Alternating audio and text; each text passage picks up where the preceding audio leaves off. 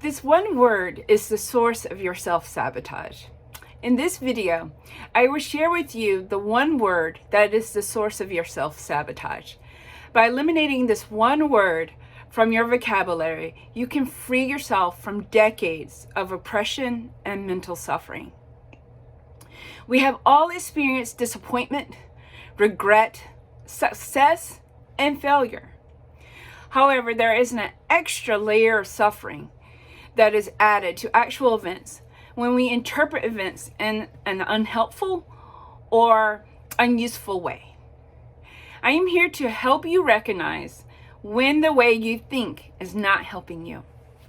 Hi, I'm Dr. Jessica Hairston.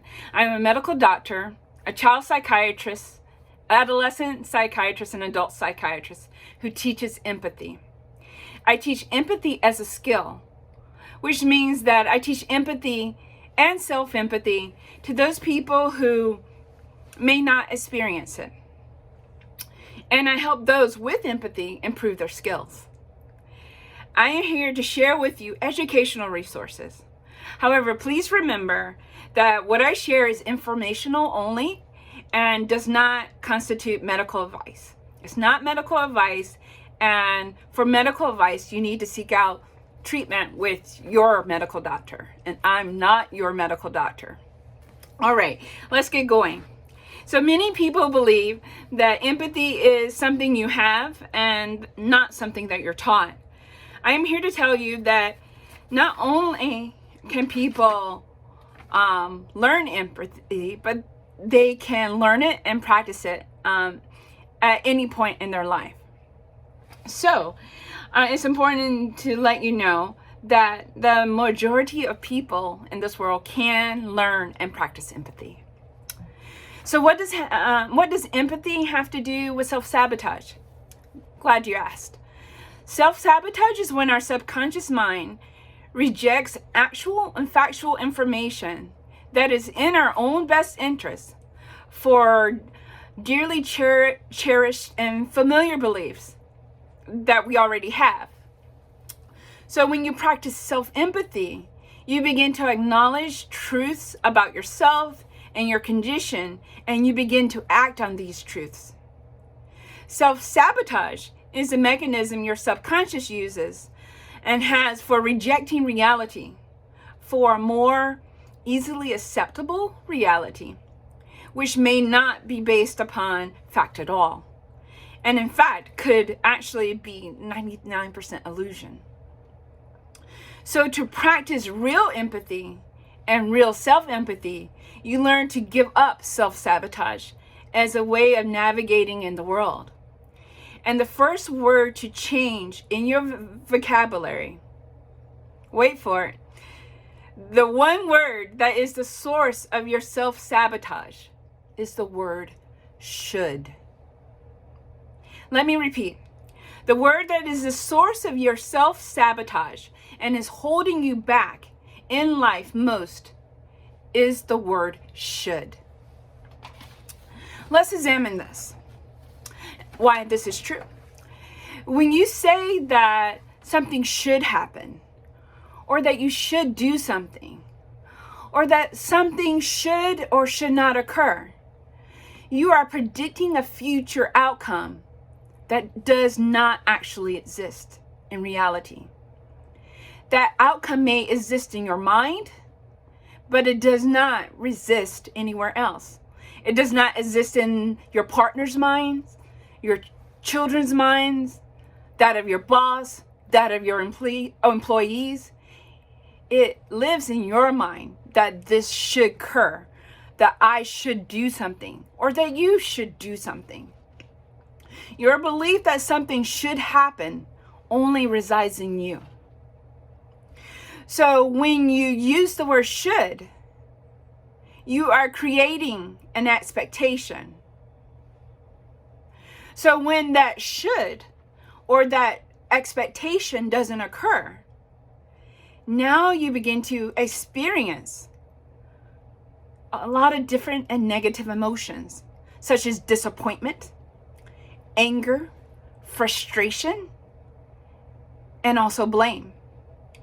You begin to place blame on yourself. You begin to place blame on the people around you, other people, groups, and organizations that did not meet your expectations. You begin thinking that you cannot trust or believe in yourself and in others and in those around you. By your own thinking, you are beginning to erode the relationships, including the relationship with yourself, that are actually in your life to help you learn and grow. So let me repeat that. By your own thinking, you are beginning to erode the relationships in your life that are there only to help you learn and grow. Because you have placed this expectation of should on yourself and on them. So let's look at the flip side. If you stop setting false expectations and let's say use the word could instead, now you are leaving open the possibility that things could work out in your favor or could possibly not.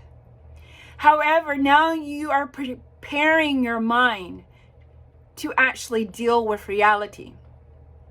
You are preparing your mind to consider multiple options, not only one. Now there is less room for disappointment and much more room, much more space for success, for flexibility, and for adapting to what actually happens. You are creating an adaptive mindset. You are creating a growth mindset. You are courageously and consciously preparing yourself to face your reality and your options. So instead of saying, I should, now completely eliminate that and now think, I could. You can use it in this way. I could say this, or I could say that. I could take the freeway, or I could take the beaten path. She could stay home, or she could go out. Either case, the outcome has not been predicted by you, and you have not predicted the future. You have not pigeonholed yourself, nor have you pigeonholed your partner, your spouse, your children, the rest of the world. I think you get where I'm going with this. You are allowing reality to happen by entertaining the possibility that something could happen. By the same token that it could happen, it could actually not happen. And now you can actually prepare yourself for either. So by doing this, you are saving yourself the trouble of making your own self wrong. You don't have to be wrong. In fact, you don't like to be wrong. Other people don't like to be made wrong. So, by switching those two simple words, now using the word could, you are leaving open the possibility that things could work out for you. They could be actually telling you the truth. They could be doing something actually to help you. They could be your friend.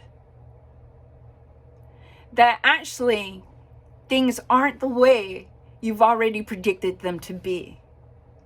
You are now allowing yourself to grow. and you don't have to be wrong anymore. You can just be ready. So, thanks so much. If you like the content in this video, click the link below to get more useful content on how to practice empathy in your life. It makes all the difference. So whatever you do, do it with empathy. Thanks so much. I'm Jessica Harrison, MD, and see you in the next video.